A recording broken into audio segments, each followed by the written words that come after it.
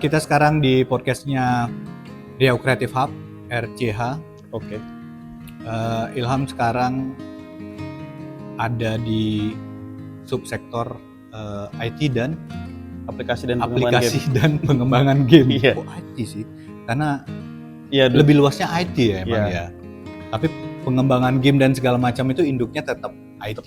Aplikasi ini juga. Aplikasi juga. Dan hubungannya memang sebenarnya di ranah ekonomi kreatif di tahun-tahun belakangan ini, anggaplah 10 tahun terakhir ini itu kan sangat pesat gitu. Yep. Jadi kayak ya teknologi, terus artificial intelligence juga ini kan memang menjadi salah satu yang kayak core-nya untuk pengembangan kreatif gitu. Yeah. Masuklah ekonomi kreatif juga di dalamnya. Nah, menurut Ilham ini gimana nih di tahun 2025 ini apa sebenarnya yang bisa kita bahas nih untuk sektor ini? Ya, sebenarnya banyak yang menarik ya. Kalau Ilham sih dari awal memandangnya kita masuk kepada sektor kreatif itu kan sebenarnya lintas sektoral juga gitu, lintas sektoral. Karena kalau kita bicara ekonomi kreatif itu basisnya adalah added value. Okay. Apa sih added value dalam sektor ekonomi gitu ya? Contoh misalnya kayak ya orang misalnya jualan apa ya? Jualan misalnya Kak Tia lah ya, punya Ratatia Handmade. Di dalamnya itu akan ada sektor teknologi yang membantu penambahan nilainya. Contoh misalnya dia punya landing page misalnya, agar mudah dicari oleh buyernya misalnya di luar negeri atau apa gitu ya.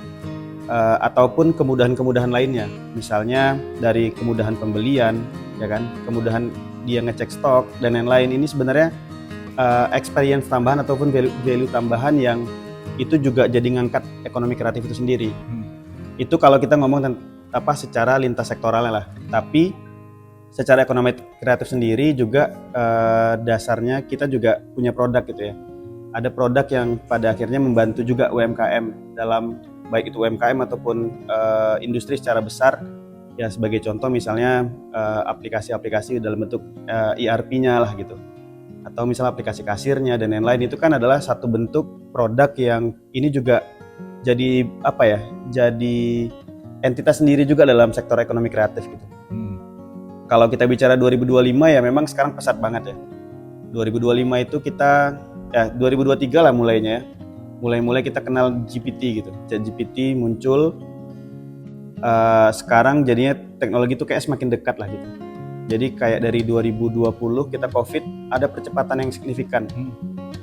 Ada yang hilang sebenarnya kan waktu itu, ada metaverse hilang, mungkin agak dimundurkan lah gitu ya. Tapi ya memang kalau kita lihat sekarang ya walaupun sekarang agak berbeda agak berbeda pemahaman lah terkait AI ini. Mungkin di lingkungan kita sekarang taunya AI ya itu GPT misalnya, GPT ataupun generative image gitu ya. Yang padahal sebenarnya itu masih cakupan kecilnya. Jadi banyak hal lagi sebenarnya kita berbicara tentang AI ya. Itu sih paling. Soalnya AI ini kan ada pro dan kontra juga ya. Maksudnya pro dan kontra mungkin di beberapa pihak merasa dia seperti suatu alat yang akan menggantikan manusia. Kan kebanyakan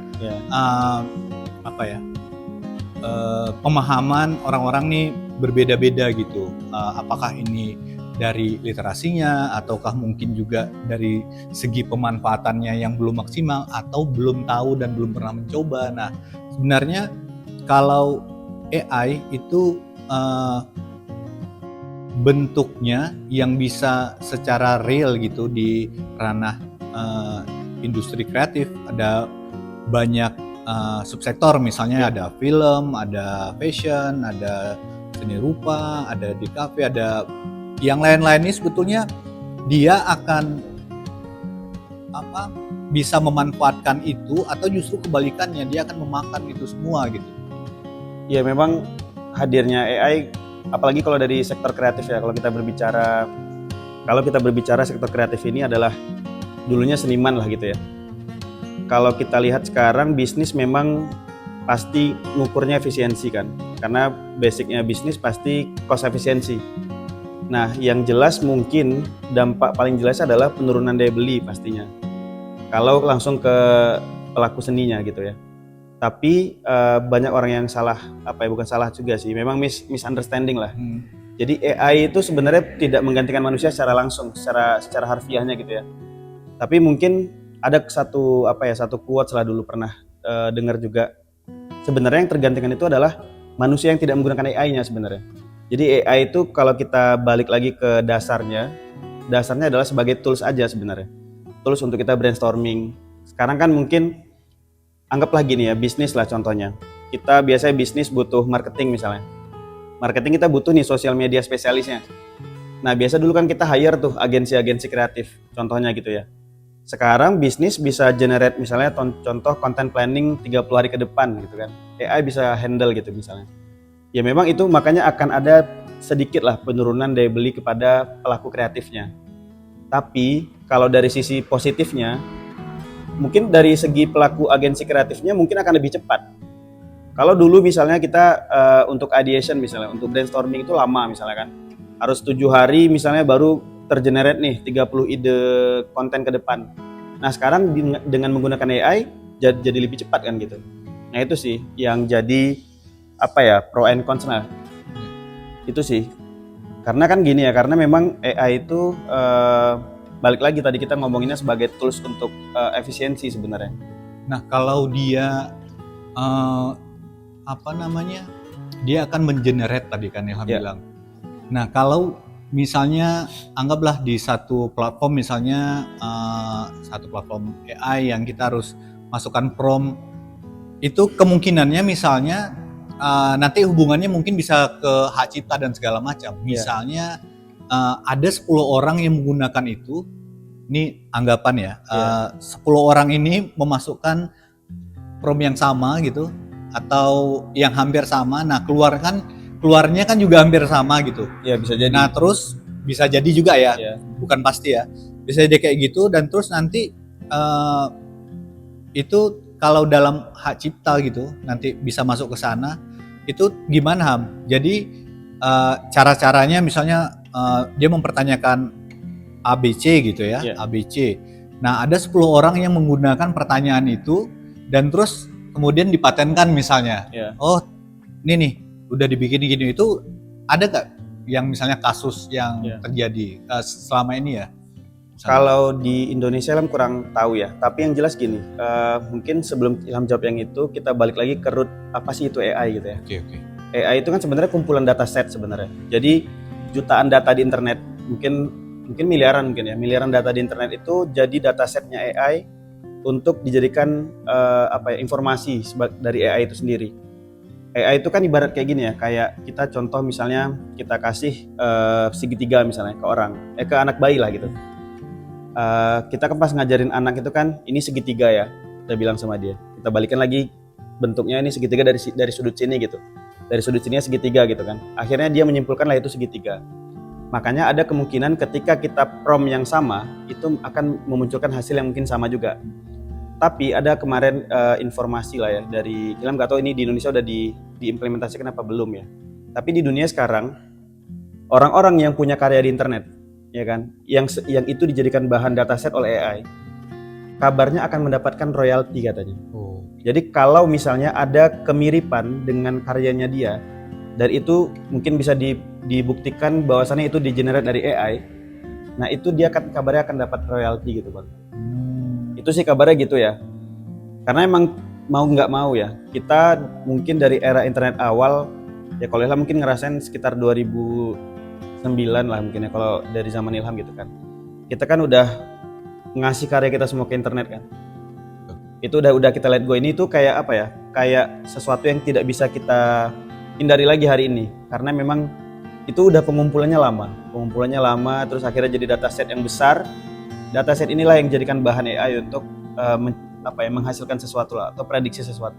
Iya, aku ingat di tahun-tahun misalnya 2000-an, pertengahan 2000-an 10 gitu kan, masih big data kan isunya. Big data, semuanya big data, sampai ada penyalahgunaan misalnya dalam aplikasi game dan segala macam yang menyedot data-data atau informasi dari orang yang akan menggunakan sebuah aplikasi dan segala macam, dan itu diperjualbelikan oleh perusahaan kan. Iya. Nah, era itu mungkin masih ada sampai sekarang, tapi term and condition-nya kan semakin ketat gitu. Karena ya beberapa waktu yang lalu misalnya Facebook juga masih tetap di-sue juga sama negara dan segala macam kan. Nah, artinya di AI ini karena kita tidak menolak inovasi gitu, dan tidak mungkin juga sama kayak ilmu pengetahuan juga kan, itu akan terus berkembang, akan terus ke depan gitu, maju.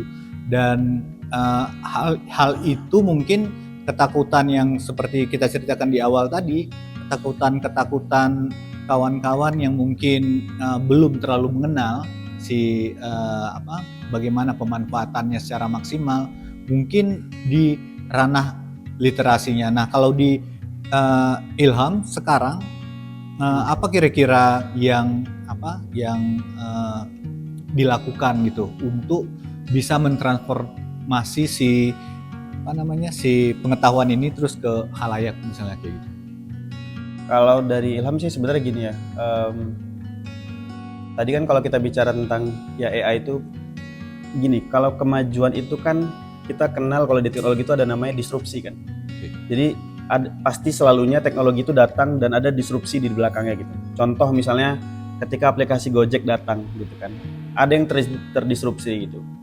Yang terdisrupsi adalah ojek pangkalan misalnya. Tapi ojek pangkalan bisa kok ternyata pada akhirnya pakai aplikasi Gojek juga gitu ya. Atau misalnya contoh kayak misalnya sekarang ada aplikasi untuk beli barang di pasar gitu kan. Pada akhirnya kan ada yang terdisrupsi juga gitu ya. Makanya kayaknya bentuk dari kemajuan teknologi itu tidak bisa kita hindari nih yang namanya disrupsi. Pasti ada disrupsi ya nih. Dan kita kayak Abang bilang tadi, kita tidak deny ini kemajuan. Karena kemajuan ini akan selalu maju deh, selalu maju. Contoh kayak waktu Facebook disidang di Kongres gitu kan. Permasalahannya adalah pengambilan data untuk bahkan pemanfaatannya kepada politik waktu itu kan. Itu udah nggak mau gitu, karena memang bicara teknologi secara bisnis ya, mereka butuh data itu untuk perkembangan lagi gitu ya. Contoh misalnya gini lah, mereka bikin fitur namanya ads di Meta gitu ya, ada Instagram, ada Facebook gitu kan. Dan memang kalau kita memang nggak mau gitu ya, tapi ini udah jadi udah jadi, kalau orang awam mungkin kayaknya nggak terlalu peduli gitu ya. Bahkan kalau misalnya kita di HP lah gitu ya, di HP kita udah kita allow semuanya, allow mikrofon, allow kita kamera gitu kan, allow location gitu kan. Artinya apa? Ini kita yang menyerahkan data kita sebenarnya. Pada dasarnya mereka para pembuat itu ya, mereka para pembuat ini sebenarnya udah ngikutin tuh kayak license agreement-nya lah gitu ya. Nah, agreement ini yang sebenarnya kita memang bypass gitu. Walaupun memang Ilham pernah nih ngobrol sama Bang Yuda Dewantoro namanya, yang di cyber security ya. Memang agak aneh juga gitu ya. Kalau ini dalam tanda kutip, bukan kita dalam tanda kutip itu kalau dalam HP-HP dengan brand misalnya Cina gitu ya, yang memang bukan flagshipnya, itu di awal justru kalau kita beli HP itu, di awal udah keinstall semua tuh, yang nggak kita butuhkan. Contoh misalnya dia tiba-tiba udah install TikTok langsung gitu ya, dan aplikasi-aplikasi lainnya. Yang sebenarnya itu nge-bypass kita sebenarnya. Jadi kita nggak perlu lagi allow mikrofonnya dan lain-lain, itu udah di dalamnya. Nah ini kalau kita bicara sektor kreatif juga, ini sebenarnya kan jadi alat juga untuk sektor kreatif untuk added value tadi. Contoh kita periklanan lah, dia pengen tahu di Pekanbaru ini rata-rata orang nyarinya apa gitu. Sehingga distribusi besar, dia tahu nih mau masukin apa ke Pekanbaru. Nah kalau kita bicara industri yang besar kan itu udah jadi udah jadi ya harusnya emang gitu kan. Jadi ini data yang dibutuhkan tanpa kita tahu gitu. Kita sebagai user kita nggak tahu kok, kita searching gitu kan, ataupun kita sering ngomong, pernah kan pasti kerasa kayak lagi ngomongin sepatu. Iya, ternyata ads-nya di Instagram keluar sepatu. Tiba-tiba iklannya sepatu gitu kan. Ternyata kan kita mikrofonnya kita allow gitu ya. Nah ini yang sebenarnya menarik untuk bahan untuk perkembangan AI itu sendiri. Karena AI itu yang namanya, apalagi judulnya tuh generative AI gitu ya. ya akan apalagi akan generatif. tuh generatif AI, terus AI apalagi tuh perbedaannya? Generatif AI itu ibaratnya gini, AI yang dapatin informasi akhirnya makin berkembang. Jadi kalau kita tuh ada istilah reinforcement learning namanya. Jadi kayak anak bayi gitu ya. Yang tadinya kita cuman bilang awas di situ ada lubang, terus akhirnya dia bisa tahu sendiri untuk ngelangkahi lubang itu gitu. Karena kita nggak ngasih tahu nih, ada lubang kamu harus ngelompatin. Jadi AI itu sebenarnya kumpulan, kalau di programming itu kumpulan banyak if namanya, kumpulan banyak jika. Jika ada lubang, maka kakinya akan melampaui lubang itu. Jadi itu sebenarnya konsepnya. Nah, dataset itu yang dikumpulkan. Misalnya nih kita bilang, kalau di promptingnya itu ada, misalnya dia bilang kita bicara desain lah ya, misalnya Y2K design gitu. Yang akan muncul ya desain-desain yang Y2K. Makanya dia udah kategorisasi dataset yang mereka punya. Nah, itu dia generatif. Generatif itu apalagi kadang-kadang kita nge-prompt gini. Misalnya AI jawabnya salah. AI itu bisa jawab salah. Makanya waktu itu Wakil Menteri Pendidikan Tinggi yang Bu Stella itu kan pernah dia bilang gini, dia kan lulusan psikologi ya. Jadi dia pernah nanya sama AI itu sebenarnya penyakit psikologi yang nggak ada. Sebenarnya di dunia nggak ada, tapi AI jawab juga. Nah, ketika kita bilang sama dia, ini harusnya penyakit nggak ada, AI akan jawab, oh iya saya nggak tahu. Nah, ini generatif akan jadi dataset selanjutnya. Gitu. Jadi generatif itu ya dia berkembang makin gede lagi. Nah, inilah perangnya kan di situ, perang kreator AI lah. Nah, kalau kreator AI di mungkin skalanya Riau lah gitu ya, bagaimana pemanfaatan teknologi ini, dan terus dalam dari yang paling sederhana mungkin misalnya di UMKM ataukah nanti kan karena UMKM memang sebagai penyangga dari ekonomi, salah satu ekonomi untuk Indonesia juga kan. Nah, di skala Riau sendiri sebetulnya udah banyak sih penggunaannya. Iya, dimanfaatkan. Kalau untuk di bisnis sebenarnya banyak ya Bang ya. Dan kita harus paham dulu nih, AI dalam bentuk misalnya GPT lah ya, GPT, Qwen gitu kan, atau DeepSeek kemarin yang Cina bikin juga ya. Itu kan sebenarnya judulnya itu adalah LLM sebenarnya, Large Language Model. Sebenarnya itu dia predictive AI yang bentuknya itu bahasa. Jadi kita nanya apa, dia punya jawaban apa. Basisnya dulu kalau di dunia pemrograman itu namanya Stack Overflow sebenarnya. Jadi kita dulu punya satu platform gede namanya Stack Overflow. Jadi kalau kita nanya apa aja di Google pasti misalnya gini, ini bagian ini error 505 nih kenapa ya gitu ya. Biasanya kita nanya gitu dulu sebelum ada AI. Error itu 404 bukan ya? Ada 505? Ada. Oh, ada ya. Ada 500, ada 503. Kalau banyak. 400 apa bedanya? Itu banyak sih. Banyak ya. Kembali lagi. Jadi nah dulu kan seperti itu ya. Nah itu kan sebenarnya LLM.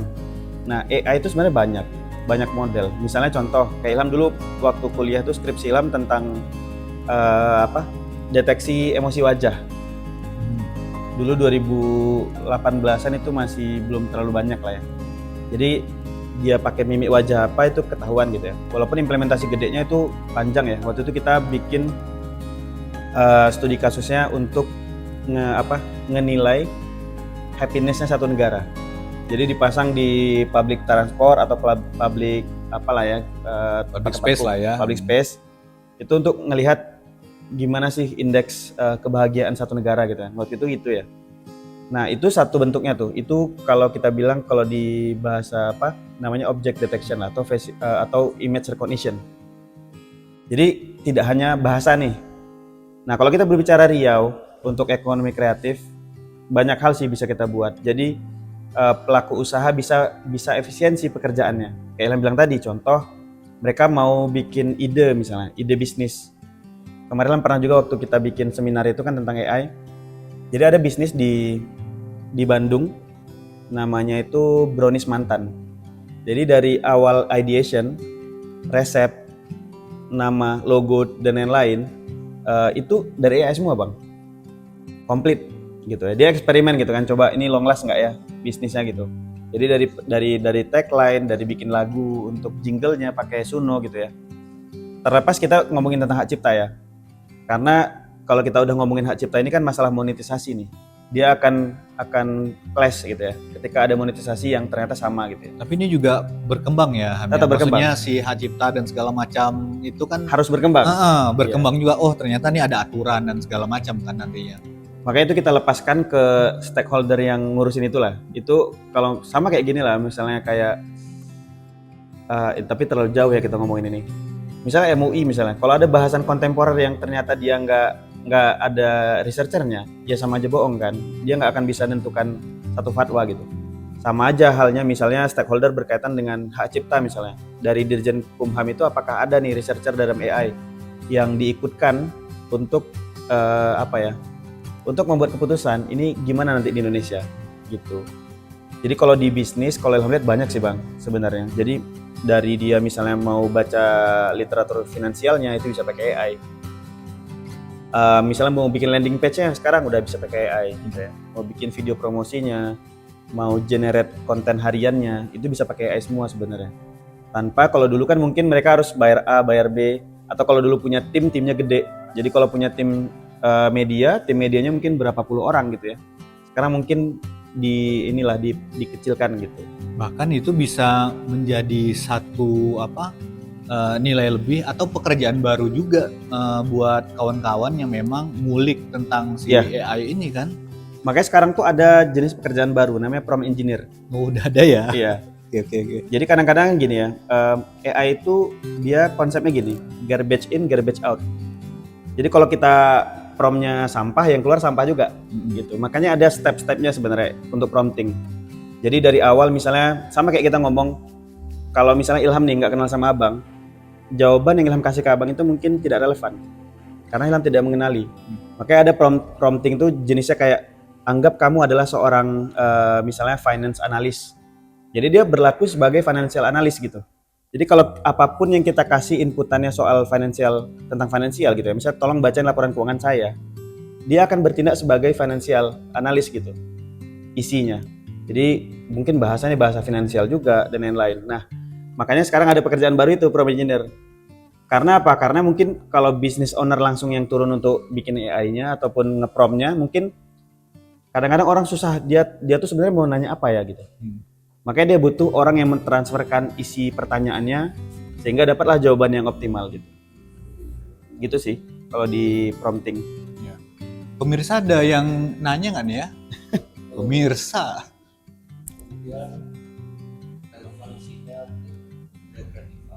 Relevansinya. Apa relevansinya dengan Riau Creative Hub sebagai tempat untuk inkubasi salah satunya pemanfaatan si teknologi seperti ini ya? Kalau untuk Riau Creative Hub-nya Ilham berpikir gini. Kalau untuk large language model yang LLM ya kayak ChatGPT itu kan sebenarnya jadi tools ya. Jadi teman-teman mungkin bisa bekerja lebih cepat karena mungkin dunia sekarang agak butuh kecepatan gitu, nggak tahu kenapa gitu ya. Yang orang misalnya nanya bikin website sekarang berapa lama gitu ya. Kalau kita jawab sebulan kelamaan katanya. Ada nih yang bisa 7 hari gitu, ada yang bisa sehari bahkan gitu ya, dengan kemudahan-kemudahan yang ada gitu ya. Jadi kalau teman-teman dari sektor lain ini kan bisa memanfaatkan itu sebagai tools untuk efisiensinya mereka juga gitu. Tapi lebih daripada itu, sebenarnya lebih tertarik dengan sekarang itu ini ya, kita punya isu banyak sebenarnya. Contoh kayak bahasa daerah yang mulai hilang. Menarik nih. Ya, itu sekarang nggak tahu sekarang masih progress apa enggak. Sabrang, anaknya Cak Nun, itu lagi ngembangin LLM baru untuk mempertahankan bahasa itu tadi. Jadi bahasa daerah yang mulai hilang ini gimana caranya kita punya datasetnya. Jadi dataset itu sebenarnya sederhana. Kalau misalnya kamu itu bahasa Melayunya adalah Miko ya mungkin atau apa gitu ya. Miko gitu kan. Dialeknya pun kita bisa kategorisasi gitu ya. Nah ini kita bisa pertahankan gitu. Kita punya datasetnya. Kayak kamusnya tapi dalam bentuk LLM. Jadi kita bisa bertanya dalam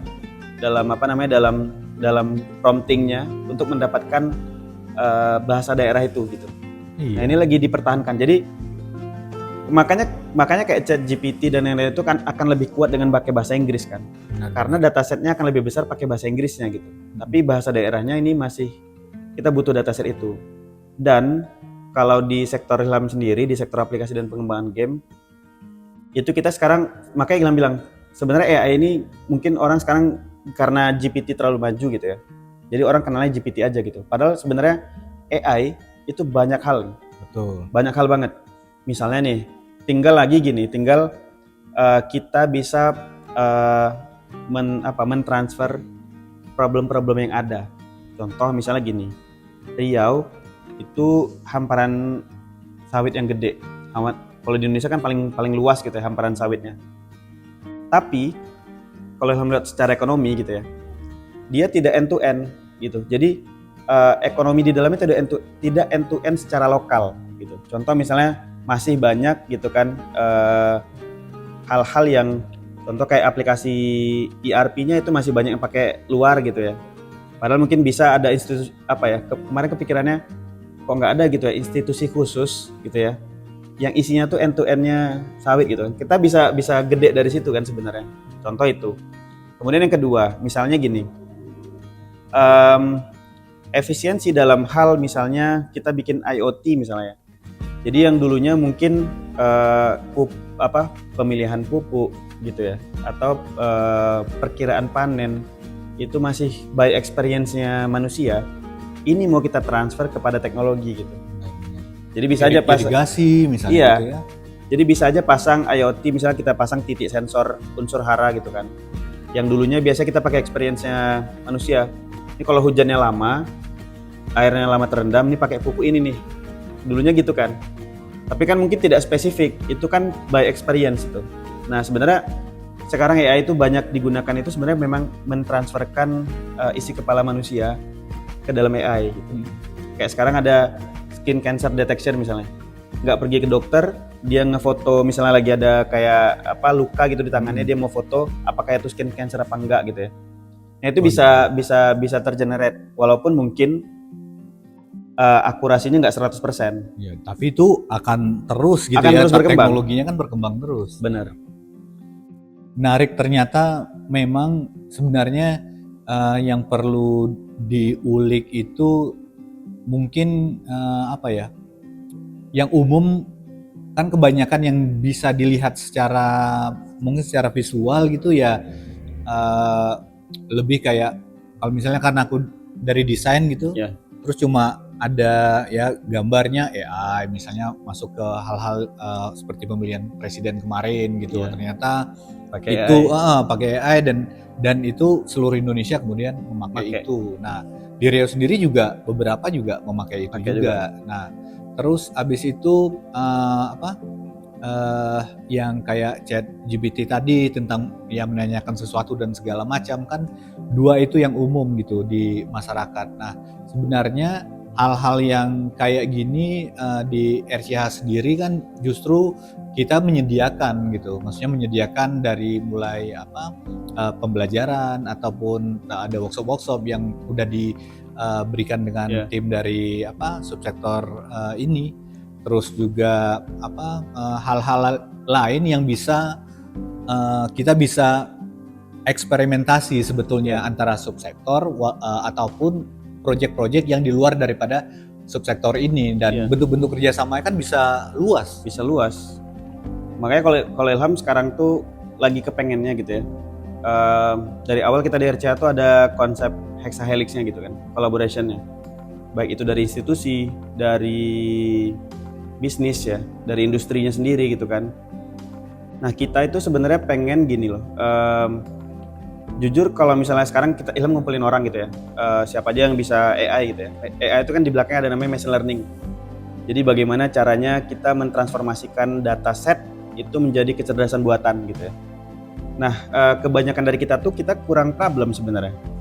Jadi mungkin justru lebih masalahnya adalah mencari masalah. Iya, jadi masalah itu kita nggak tahu kalau kita ada masalah gitu. Nah, makanya sempat kemarin waktu kita ketemu sama waktu RGI ya. Nah, waktu kita ketemu RGI, nah yang kita minta ke mereka adalah problem apa yang mau kita selesaikan kira-kira gitu. Karena sebelumnya beliau itu pernah bekerja di perusahaan apa namanya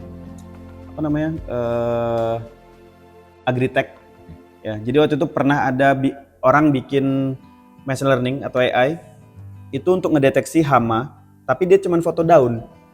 Jadi ngefoto daun, misalnya daunnya tuh ada flek gitu ya. Terus difotoin, ini hama jenis apa, obatnya apa. Jadi kan sebenarnya kan itu yang mau kita capai gitu ya. Nah, mikrobiologi lah ya itu iya. ya. Nah, itu yang kita pengen sebenarnya. Jadi kira-kira di industri kita tuh ada masalah apa? Kalaupun tidak bisa kita selesaikan secara secara langsung gitu ya. Nah, kita akan panggil nih institusi. Jadi ekosistemnya tuh bergerak gitu. Institusi pun bisa jadikan ini bahan untuk jadi artikel ilmiahnya mereka.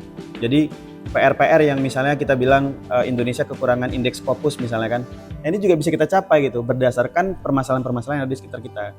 Nah, Ilham nggak tahu nih secara ekosistem karena mungkin belum turun kali ya. Jadi apakah gitu ya? Apakah permasalahan dari sekitar kita tuh sebenarnya kita tahu apa enggak gitu? Nah, apakah juga industri itu ngasih tahu atau dia datengin sebuah institusi pendidikan, kita punya masalah ini nih, kira-kira dari jurusan yang ada itu bisa nggak ya menyelesaikan masalah ini gitu. Nah, ini kalau menurut saya akan lebih menarik. Jadi jujur begini, kalau di dunia IT itu sekarang istilahnya itu lagi tech winter sekarang. Banyak masalah, ada trust issue. Kemarin fishery fraudnya besar gitu ya. Terus banyak agritech lain juga kena masalah itu. Yang di financial technology juga bermasalah, kayak TaniHub dan lain-lain. Itu kan yang akhirnya kita mau bikin sesuatu yang besar, butuh pendanaan, yang mau mendanai trust issue. Nah, ini kan juga jadi masalah. Makanya kayaknya kita butuh beberapa problem statement baru yang ini tuh lebih niche, lebih kecil. Jadi kita menyelesaikan masalah-masalah yang ada di sekitar kita yang ini akan diduplikasi jadi sebuah produk. Misalnya kayak tadi lah kita bilang, bisa nggak sih kita mau menentuin prediksi pupuk pakai teknologi gitu kan? Kalau ada yang mau dieksperimentasikan dan itu akan relate banget dengan kita. Jadi kita tinggal panggil inkubasinya secara langsung. Inkubasinya tuh punya problem statement. Problem ini loh yang terjadi di masyarakat. Atau yang lebih menarik lagi, contoh gini lah kayak government misalnya. Government punya isu apa terkait tentang misalnya SPBE-nya, misalnya sistem pemerintahan berbasis elektronik. Daripada dalam tanda kutip nih, daripada dia manggil vendor-vendor gitu kan. Ini dikasih sayembara ke masyarakat, siapa yang kira-kira bisa menyelesaikan, ini kayak lebih menarik gitu. Kemarin waktu di Twitter kan rame ya soal Cortex. Cortex bermasalah dari sisi teknologinya dan lain-lain itu bermasalah gitu kan. Padahal mungkin dengan skill-skill anak Indonesia waktu itu ya, ada namanya Mas Ibam. Mas Ibam ini dulu termasuk di orang lama di Bukalapak lah. Dia juga bilang kan, ini kalau dikumpulkan aja tech bro-nya Indonesia gitu ya, kayaknya mungkin bisa bikin sesuatu yang sama gitu. Nah, ini sebenarnya kita tuh lagi nungguin willingnya industri dengan willingnya pemerintah untuk menggait lah. Kita RCH nyiapin manusia, kita latih, kita kasih problem statement, akhirnya mereka bereksperimentasi. Udah siap, kalau nggak ada, dalam tanda kutip, kalau nggak ada buangannya, nggak ada industri yang mau terima, ya kan? Itu kan juga berat juga kan? Ya, artinya memang butuh apa ya? Ini kalau dianggap sebuah platform, memang si ekosistemnya memang punya willing untuk mengembangkan itu. Artinya ya investasi pengetahuan di situ. Betul. Nah, ada ya semacam trial and error karena ada eksperimentasi dan segala macam, tapi itu akan menuju lebih baik lagi ya. Betul. Kayak gitu. Nah, Ham, terakhir nih Ham, apa yang mau disampaikan lah ke kawan-kawan soal bagaimana AI ataupun dalam segi teknologi dan terus kemudian si ekosistem kita yang ada di Riau ini sebetulnya kita butuhnya dan terus keinginannya untuk Ilham sendiri apa di RCH inilah? Kalau di RCH ya kayak tadi Bang, jadi kalau ini memang gayung bersambut ya, misalnya dengan industri gitu ya, industri itu mau ngasih problem statement satu, terus dia juga willing untuk kita tuh eksplorasi. Eksplorasi ini kan basisnya nggak output ya. Kadang-kadang orang bikin bahan kimia aja meledak gitu kan, meledak dulu. Proses ya, Iya. ada prosesnya ya. Elon Musk bikin roketnya hancur dulu gitu kan, nggak langsung tiba-tiba bisa balik lagi gitu kan. Nah, proses ini yang agak panjang sebenarnya. Jadi problem yang ternyata diselesaikan dengan matang gitu ya. Kalau problemnya nggak ada juga nggak bisa gitu. Makanya kita butuh nih industri juga ngomong. Dan satu lagi kalau kita bicara ekosistem, ini juga PR di teman-teman kita di komunitas juga. Ini masih banyak yang susah harus digendong dari sini, Bang. Ilham jujur ya belakangan ini gitu kan datang ke komunitas gitu kan. Karena dulu Ilham sempat nggak aktif juga lah gitu ya. Nah mereka ini untuk diajak ke RC aja agak sulit gitu. Karena mungkin berpikirannya banyak lah ya. Orang tuh sekarang lagi asal ada embel-embel pemerintah agak takut-takut sedikit kan. Ya, ya. Apa nih? Gitu Padahal kan. di RCA sendiri justru terbuka ya. Terbuka. Gitu ya. Makanya gini. Tadi kita butuh problem gitu kan. Yang kedua kita butuh manpower pastinya. Di Riau itu ternyata banyak nih perusahaan-perusahaan underrated. Jadi pengen banget lah ngumpulin mereka gitu kan. Datang ke RCH untuk kita tuh willing untuk give nih ke masyarakat. Kemarin yang udah enak gitu ya ngobrolnya itu kan Adi Cloud House ya. Sampai hari ini masih support lah gitu. Dari sisi kegiatan, program, dari sisi manpower juga dia support juga gitu kan. Nah yang lain ini lagi Ilham coba nih. Jadi gini, jadi kalau misalnya problem itu ada nanti gitu kan. Nah teman-teman ini juga bisa bisa jadi kuratornya, bisa jadi misalnya timnya untuk jadi solvernya gitu ya. Nah ini juga kita butuhkan gitu. Jadi teman-teman di Riau itu harusnya nggak perlu khawatir lagi. Ilham paling mungkin paling agak kesal ya. Ilham punya software house gitu ya. Ketemu sama orang juga punya software house. Kita tuh masih khawatir ngomongin dapur gitu ya. Padahal mungkin niche kita beda, target market kita beda, rezeki kita beda.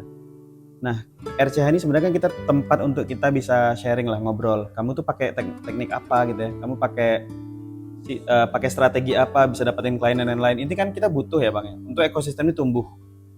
Lagian, kalau misalnya ekosistem ini tumbuh, akhirnya misalnya industri kita misalnya ngelihat, oh ternyata anak Riau itu bisa kok jadi problem solvernya kita. Iya benar. Ya kan? Nah ini kan sebenarnya lebih menarik. Yang diuntungkan sebenarnya kita semua gitu. Bukan siapa-siapa lagi, bukan Ilham sendiri kok. Betul, Maksudnya, karena bicaranya udah ekosistem kan. Bicara ekosistem gitu. Karena mereka juga masih ngerasain nih. Contoh Ilham misalnya, kita bikin sistem gitu ya. Nah, kita propose lah ke sebuah perusahaan. Misalnya nilai 50 juta misalnya yang kita propose. Asalnya Riau gitu ya. Asal lokasi perusahaannya Riau gitu. Terus masuk nih misalnya proposal lain dari Jakarta nilai 150. Industri itu mungkin masih ngeliat emang ada yang anak Riau bisa ya gitu. Jadi dia daripada dia salah gitu ya memilih udah deh yang Jakarta aja lah gitu. Iya. Ada apa namanya ya? Secara itu bukan ini ya, bukan maksudnya bukan trust issue juga, tapi bisa Willing. jadi ya willing itu tadi, dan terus mungkin memang ada bentuk-bentuk ya kalau kita bilang teknologi ini maju gitu. Nah hal-hal yang kayak gini juga sekarang apalagi bentuknya digital kan, jadi bukan berdasarkan letak geografis dan segala macam. Harusnya. Karena setiap orang ya punya, dan terus kalau dia berkualitas, maksudnya secara kawan-kawan yang ada di seluruh Indonesia apa di Riau gini pasti banyak gitu. Banyak banget, dan terus itu yang sekarang kayak si RCH ini yang mengumpulkan, dan terus itu bisa share gitu ya, berbagi dan itu menjadi satu koneksi untuk si ekosistem semua. Benar. Ya kayak gitu ya.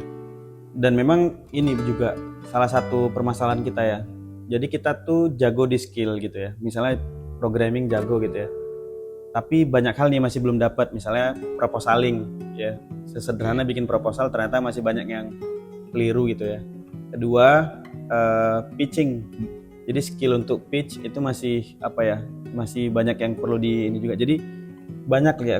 Makanya kemarin kita beberapa kali bikin kegiatan itu ada yang memang tidak kita ajarkan secara teknikal gitu. Benar. Karena teknikal ini komplit di internet gitu. Nggak harus kita ajarin secara teknikal yang gimana banget gitu ya. Tapi lebih ke arah bagaimana how to pitch gitu kan, how to bikin proposal, terus bagaimana caranya dealing gitu ya, atau bagaimana cara menyesuaikan timeline dengan baik, jadi projectnya finish tepat waktu gitu ya. Nah ini sebenarnya yang mau kita, makanya tadi kita butuh teman-teman yang underrated tadi. Ada perusahaan kemarin baru dapat waktu kita bikin acara. Jadi apa yang kami buat sekarang di RCH, di sektor aplikasi dan pengembangan game itu, kita tuh sekarang lagi memantik. Kita bikin sengaja kegiatan-kegiatan yang berbau soal teknologi terbaru di dunia pemrograman gitu ya.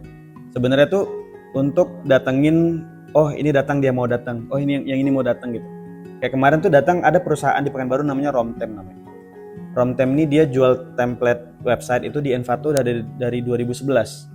Lama ya. Udah lama. Dan itu gede. Waktu itu kaget kan. Jadi waktu itu pernah akses juga Code Canyon namanya kan.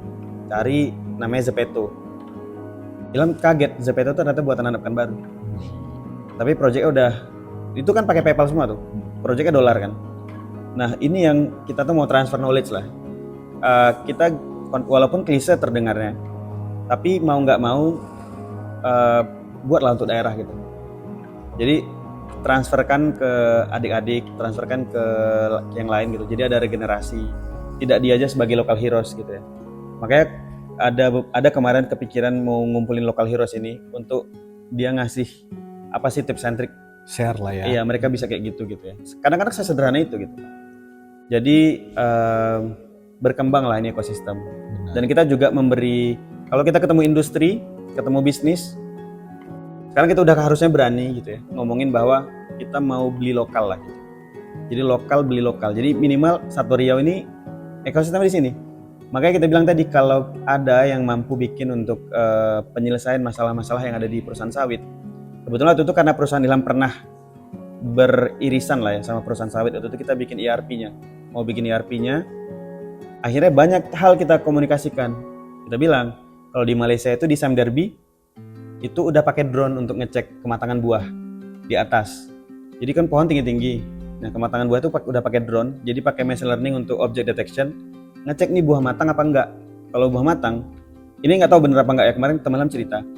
Itu sampai bahkan ada pisaunya langsung, bisa motong di atas. Oke. Nah, Udah robotik juga ya. udah robotik. Kalau di sini yang udah terimplementasikan itu di konveyornya. Jadi konveyornya itu udah pakai machine learning untuk deteksi buah matang, buah tidak. Nah itu kalau misalnya lokal bisa, kan sebenarnya keren kan? Iya, betul juga. Kayak misalnya apa sampai sekarang misalnya kayak LiDAR gitu, kita justru yang ke Jepang itu satelitnya, misalnya yang satelit ya yang LiDAR, bukan yang ini secara yang sensor yang kecil gitu ya, emang yang satelit gitu. Terus juga yang di Singapura gitu.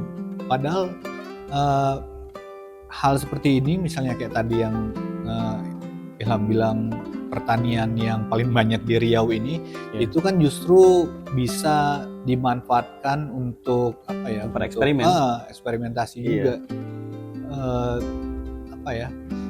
Good willingnya itu sebetulnya ya yang perlu dari semua stakeholder yang ada, dan terus itu akan membuat paling tidak dicobakan, dieksperimentasikan sehingga anak-anak muda khususnya dan terus lokal juga bisa membuktikan bahwa hal-hal seperti ini sebetulnya adalah hal yang biasa di ranah yang seperti ini, dan itu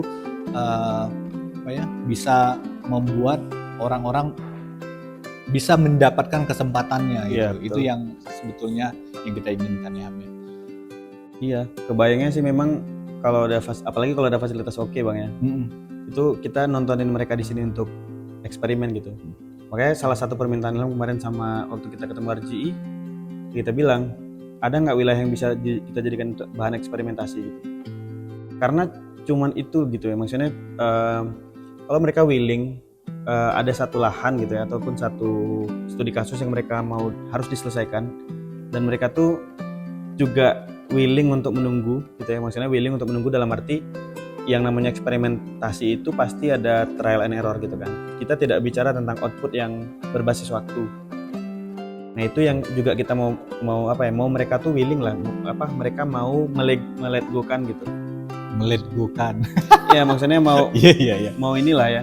Ya niat baiknya ke sana kan Iya. berarti. Oke. Karena perkembangan itu butuh tempat untuk kita eksperimen. Iya. Tempat butuh dan juga ya kesempatan itu justru Iya. ada di sana dan itu bisa bisa menghasilkan ya keluaran dari situ Iya. ya lebih banyak lagi. Nah dia kan punya nanti ya kreativitas sendiri-sendiri atas apa Jadi yang industri baru dia. kemudian, ekosistemnya juga akan berkembang. Iya, makanya kita cek kan. Ini aja untung nih, kan sebenarnya kan makanya gini ya, tidak semua orang punya kesempatan atas relasi, ya kan. Makanya relasi itu adalah privilege gitu. Kemarin alhamdulillah ada teman pula punya pabrik kelapa sawit gitu ya, untuk dieksperimentasikan, mau gitu ya. Kita cek gitu kan, aplikasi-aplikasi ERP untuk pabrik kelapa sawit. Mayoritas masih pakai SAP gitu ya, dari Jerman. Terus ada Indonesia yang udah market leader sekarang tuh Jakarta, namanya All Plantation. Ilham mikir kan, kok nggak ada anak Riau gitu ya, padahal ini barang-barang orang ini gitu. Jadi kalau misalnya kita bisa selesaikan sendiri ya kenapa enggak gitu. Benar. Oke, cukup panjang juga ya ini. Udah berapa menit nih? Mantap juga. Oke lah Ham. Oke. Kira-kira gitulah ya Ya, ngobrol-ngobrol kita malam ini karena ini mau tahajud lagi kan. wis. Jadi kita sudahi dulu dan mungkin kita bertemu lagi di podcast selanjutnya Ham. Siap. Makasih banyak Ham ya. Thank you.